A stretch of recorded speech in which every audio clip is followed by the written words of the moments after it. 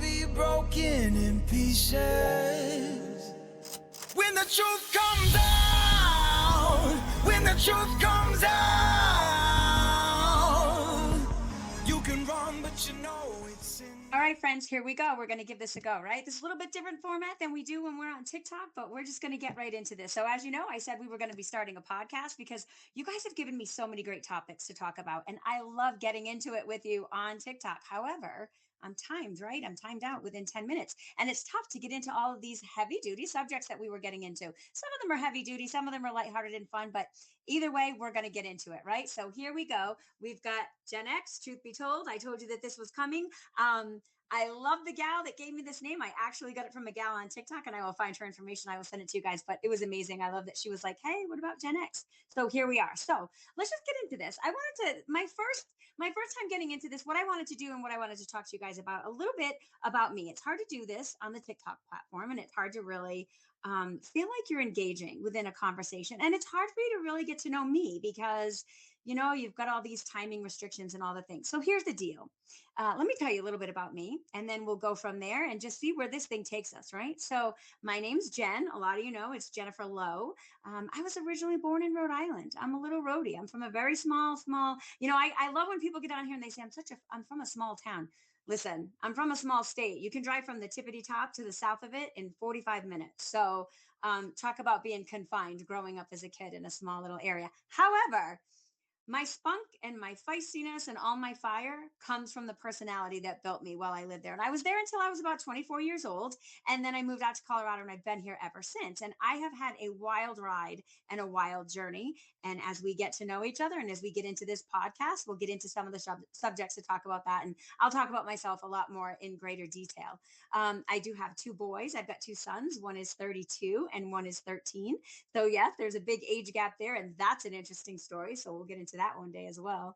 But really, what I wanted to talk about today and what I was hoping to establish as we get started is why did I want to do this? Why a podcast? Why bother? Well, because I had this all started with, I'll say 3 videos. I had 3 videos on TikTok that went crazy viral. There was one video that I did, and this was right after President Trump's presidential congressional speech and all the chaos and everything that went on around, everything that they were talking about that night, all the Americans that they were honoring, the young women that had been, their lives had been taken by illegal immigrants, DJ, the young boy with cancer. And so I was super passionate about this. And I started talking about it. And a young lady shared it and it got millions and millions of views, you guys. It was nuts. It was absolutely crazy.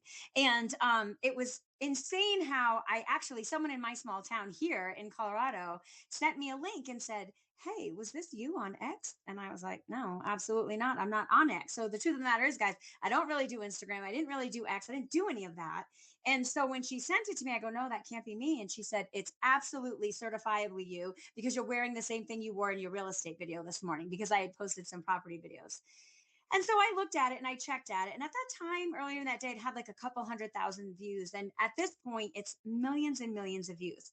But what came of this, okay, out of this, is that we started engaging in conversation and people were making comments. And I've got to be honest with you, I did not get a lot of negativity from that video. That the internet can be kind of scary, kind of nuts. You guys can get a little wild and get a little mean sometimes, but there was really not a lot of negativity. What I did find is that there was a great desire for people to get into it and just start having some conversation and dialogue. So that kind of started it.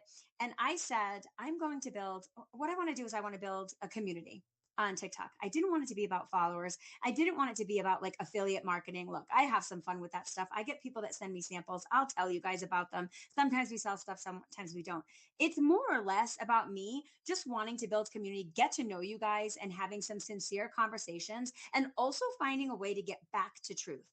I think that's where this whole thing came from. This whole Gen X, truth be told, that verse that you see down there, that John 8:32, that literally reads, and you shall know the truth and the truth will set you free. I feel like as a country, we've lost sight of the truth and we just get sensationalized by national headlines and all the things. And so it was great to open up the door for conversation. And I have had some amazing conversations with you guys.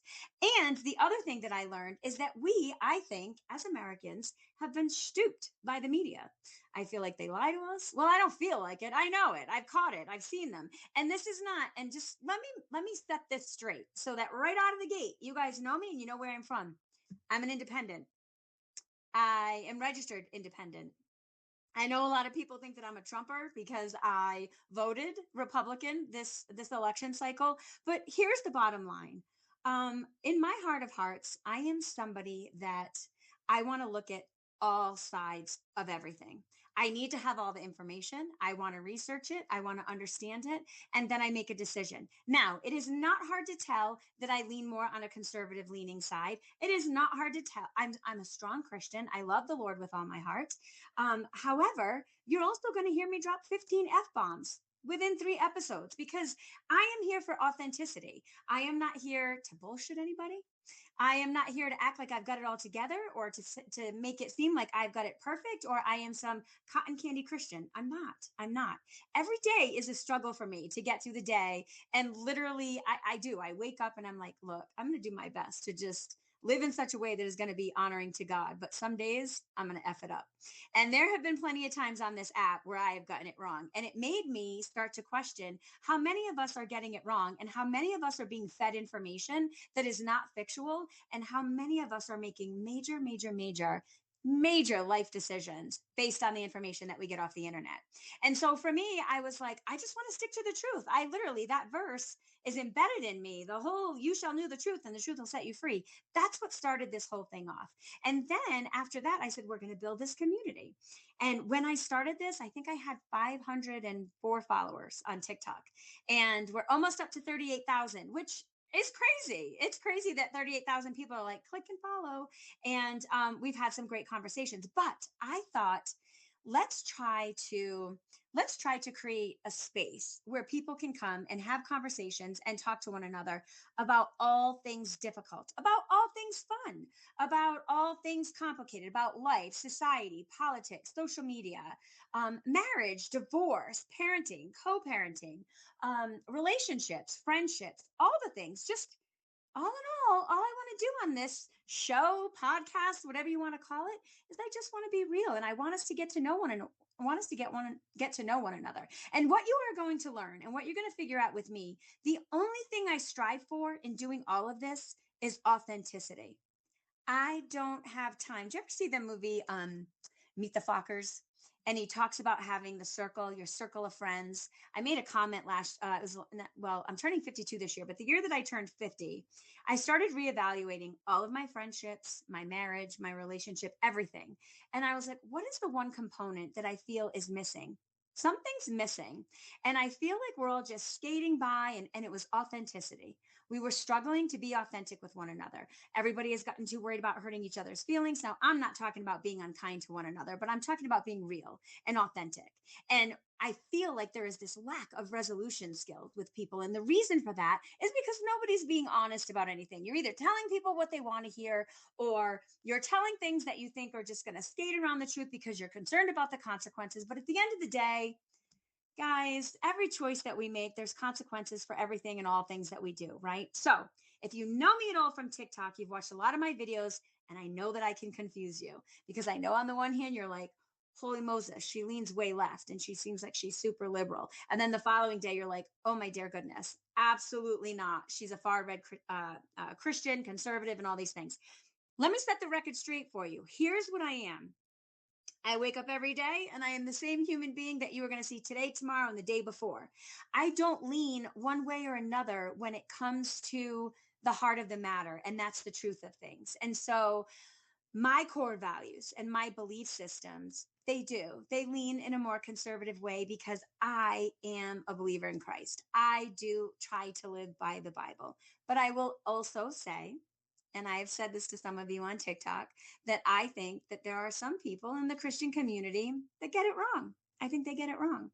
I think we work too hard on trying to be so fake and so phony, and we present ourselves as something that we are not, that we deter people from even having an understanding or wanting to know who Jesus is or what Christianity is about. And why is that? Because we make it seem like we're perfect and we've got it all together, and like we're in some special club that they're not included in. And that's not how I am. But we'll get into that episodes down and as we get into this. However, the premise of this is when there's a hot topic and when there are subjects, and I have asked you guys, and you have come through, I have asked you guys, I said, do me a favor, go ahead and start sending me some topics. What are some things that you guys want to talk about? So today I'm going to get into it with a topic that I want to talk about. And it's literally about this, our country, the level of division, how we are so divided, but who's causing the division? Because you all seem to think that you know who it is. You'll sit there and you'll say, well, it's definitely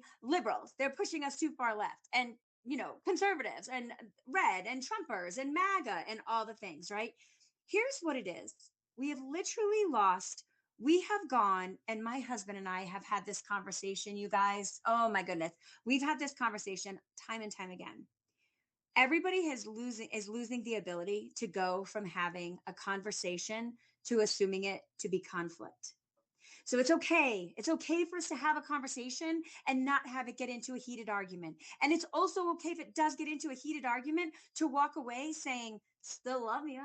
Still love you. Difference of opinion. So let me give you an example. Let's start off with this. This morning, I log into Facebook and I have a friend from back home in Rhode Island. She no longer lives in Rhode Island, but I've been following her on Facebook for a really long time. She's amazing. I love her. She's brilliant. I'm not going to share her name on here because I didn't get permission and I'm not sure how this whole thing works. And I don't want to, upset anybody or anything like that. But I really do admire her. I think that she is just a stellar of a human being.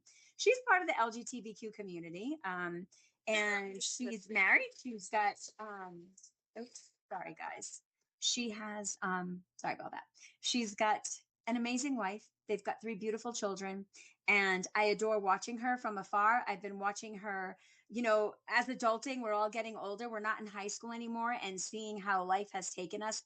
Life is so different from when we were in high school. So if you're a high schooler and you're watching this, trust me, it gets better and all of this goes away. But anyways, with that being said, she was definitely someone who supported Kamala Harris. I know that that's the way that she voted. She was very vocal about it. She does lean very left. However, there is a side to her that I have noticed is logical. And she's got, sincere critical thinking skills. And whether you are left or right, whether you are liberal or conservative, at the end of the day, use your common sense, man. That's what it comes down to. So she puts this post, and I'll read this to you. She says, I might not be a fan of Trump and certainly don't agree with his work, but I 100% love this press secretary. She's shockingly talented in this role, unflappable, and now I have a whole new level of respect for her. And now I know this young lady does not like Trump at all. Okay. She's not a fan of the administration and things that they're doing. And that's okay. I'm fine with that, with where she's at. But she posted this, and she posted the picture of Carolyn Levitt holding her baby. Now, what I wanted to get into and what I'll tell you is these are some of the comments she got. I'm sure this is just a convenient photo. She so blatantly lies all day long in her job. She may be a working mom, but she's still a despicable human being. Easy. Your friends may end up ostracizing you. It's pretty easy to be unflappable if you handpick media representatives and feed them questions. Here's what ChatGPT says. She's unflappable, almost sociopathically so. I don't admire a total lack of empathy or a mean girl tactic, so color me unimpressed. These are all of the things that she said. And that she was receiving as comments. And these are people that were like, they're friends of hers and people that follow her. And she said, one of her responses, my friend responded, if someone wants to ostracize me because I'm well informed and I have an opinion, so be it. I'm fine with the debate. Differing opinions, if others aren't, they know where to find the unfriend remove connection button. And I was just like, go you, because honestly, I don't get it. And then another response that she said, I'm pretty sure I'm not taking credit away from other women, because one woman said to her, what so many working moms do, I don't praise her for this. And she said, first of all, I'm pretty sure I'm not taking credit away from other women by complimenting her. Second, I think her job might be a little bit tougher than some. Not all jobs, but this is a very demanding job. I guess what I'm saying is no matter which way my friend voted, it doesn't matter that she's part of the LGBTQ community. It doesn't matter that she leans left. It doesn't matter that she voted for Kamala Harris and that she lost. What she noticed was a woman working in the White House. She's quite accomplished. She's got an amazing higher education. She is just, I personally, Carolyn Levitt impresses me, if I'm being honest. And I think she's a bit of a baddie. But the biggest part about this is what she was saying is she admired her sitting there preparing for a press conference to speak to the nation, to speak to Americans while bottle feeding her baby. And she just thought, as a mom, go you. And she was showing her some praise. But her left leaning liberal community that normally follows her did to some degree ostracize her and make it seem like her having a definitive opinion about being impressed with how this woman was handling herself was a negative thing to do. And I think that that is outrageous. And I think that is the biggest problem in this country and what is causing major division. Now, I will give you an example of something that I was feeling this past week, and I was thinking about it. And I kind of dealt with the same thing. AOC, Miss Cortez. I'm not a fan of her. I'm not a fan of her. I'm not a fan of Jasmine Crockett. I'm not a fan of a lot of people in the Democratic Party. There are some that I am a big fan of. And if they were in my state, I'd be voting for them. But this is what I will tell you. Something very similar happened to this. So see how my girlfriend is posting this picture and she's saying, this is so impressive. What an amazing thing. And, praising her and, feeding her baby and working mom and all the things. And everybody's like, yeah, she's just a mom and she's feeding her baby. Big deal. Lots of people do that. It was a shame. It was a shame, I thought, how they were responding. But AOC, they were showing her this morning. I saw I don't know where it was. It was I believe it was a trial, or I don't know what it was, but there's a young lady. She came to this country in 2018. She was 19 years old. She was from Guatemala. She brought her baby with her. I think the baby was 9 months old. As a mother, I could not sit and listen to that testimony without breaking down. Because while she was in detention, she was in ICE detention. She had been detained when she crossed the border. She's still here working on asylum and all of the things. Okay. I have always said I am an advocate for people that try to seek refuge and asylum coming into this country. Okay. I'm a fan of it. Some of that might bother some people, but I am a fan of it. And if you do it the right way, and if you're doing it legally and you need to escape from somewhere to give yourself, your child, your family a better life, America is a great place to do it. Come on over. Okay. So that's how I feel about that, guys. That's where I'm at. But anyway, the trial was going on and I'm watching it and she's suing the US government. Her child died. Her child didn't die in custody. And that is what I'm seeing a lot of Republican or red leaning people saying is, well, the baby didn't die while it was in custody. But essentially what happened is while they were in custody, they were in the cages that, by the way, let's clarify, came from the Obama administration. Although President Trump was the president at the time and this person was detained, they were in one of the facilities that was known as the cage facilities. And they were on a hard concrete floor and this baby was sick and it was getting a high fever and they were giving it popsicles and they were giving it medicine and they were doing all the things. But, the baby was progressively getting more, worse and worse. Eventually the baby had gone into the hospital. Mom had been released from detention. Baby goes into the hospital and 6 weeks later, the baby passes away. I don't think she had been given adequate care while she was there. But this was my problem. AOC could not contain herself. And talking about it might get me choked up thinking about it. Because when you listen to this mother talk about the grief and losing her infant and the battle and the journey she took to make it to this country, only to have the baby die of an illness 6 weeks later because it didn't receive proper medical care, I think was a travesty. But it brought AOC to tears and she couldn't contain herself.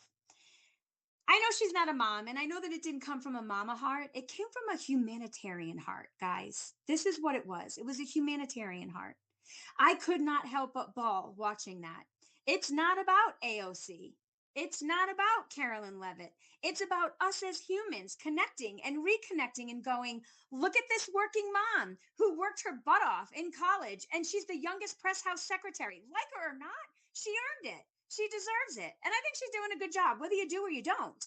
But here it is. You have someone leaning left who was praising her for the job she's doing and was ostracized for it. I lean obviously a little bit more far right. I think I'm a little more purple, but I do in some ways lean very right. My heart hurts for AOC in that moment as a human because I could see it was painful to listen to that mother talk about her dying infant. Where in the world have we lost sight of humanity? Where in the world did we lose sight to be able to connect with one another and say, it's going to be okay. I don't care who you voted for. Can we just get back to being human beings? And it's okay to admire the fact that you think it's admirable what Carolyn Levitt is doing. And I think it was she needed compassion. I felt like AOC needed compassion in that moment. Um, she was inconsolable and rightfully so. No matter what your stance is on immigration, and this goes for you, especially you strong Christians. We serve a God that I don't believe in borders. Like, yes, there are things about laws of the land and all the things, and I am an advocate for all of that. But we are a country that once upon a time brought people here to give them a better life. And I think we need to find a way to get back to that without putting Americans in danger. I think the last administration was wildly out of control and put us in danger. And I think this administration is working a little bit more on protecting us. Now, are they getting it wrong in some ways? Yes. And as I said, truth be told, we'll get into this more and more. We'll get into the facts more. But this is what I wanted to set the precedent as this first podcast. This is what I wanted to say. Let's get back to being humanitarians. Let's get back to being compassionate. But let's talk about the facts and let's have some fun. And as you guys know, I'm spicy and feisty and I get mad. And yeah, you're going to see it. It's going to get wild on here. But this is how we're getting started. I'm curious what you guys think. I would love to hear from you. So give me your comments. And guys, truth be told, this is all you're going to get. It's facts over fiction. So let's do this thing. See you soon.